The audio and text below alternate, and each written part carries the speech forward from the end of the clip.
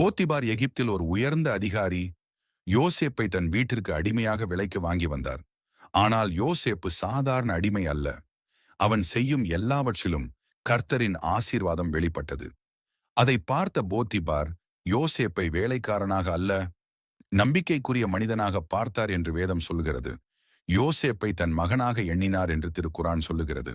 தன் வீடு முழுவதையும் தன் செல்வத்தையும் யோசேப்பின் கையில் ஒப்படைத்தார்.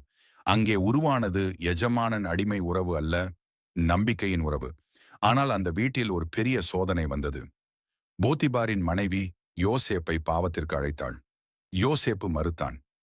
இதை நான் எப்படி தேவனுக்கு விரோதமாகச் செய்வேன் என்று சொல்லி பாவத்திலிருந்து ஓடிப்போனான். அந்த நேர்மையே ஒரு பொய்க் குற்றச்சாட்டாக மாறியது. யோசேப்பு மீது தவறான பழி சுமத்தப்பட்டது. போத்திபார் கோபம் அடைந்தார். ஆனால் கவனிங்க, அவனை கொல்லவில்லை. ஏனென்றால் யோசேப்பின் வாழ்க்கையும் அவனின் நேர்மையும் அவருக்கு தெரிந்திருந்தது. சமூகத்தின் முன் மனைவியின் மரியாதையை காப்பாற்ற யோசேப்பை சிறையில் அடைத்தார். ஆனால் அவரின் இதயத்தில் யோசேப்பின் மேல் நம்பிக்கை முற்றிலும் உடையவில்லை. சிறையிலும் கூட தேவன் யோசேப்போடு இருந்தார். சிறை அதிகாரியும் அவனை நம்பினார். சிறை முழுவதின் பொறுப்பும் யோசேப்பின் கையில் வந்தது. ஒரு நாள் எகிப்தின் ராஜா பார்வோன் விளக்கமில்லாத கனவுகளை கண்டான். சிறையில் இருந்த யோசேப்பு போத்திபாரின் தயவினால் அழைக்கப்பட்டான். அவன் சொன்னான், விளக்கம் என்னிடம் இல்லை, தேவன்தான் விளக்கம் தருவார். யோசேப்பு கனவுகளை விளக்கிய போது பார்வோன் ஆச்சரியப்பட்டான்.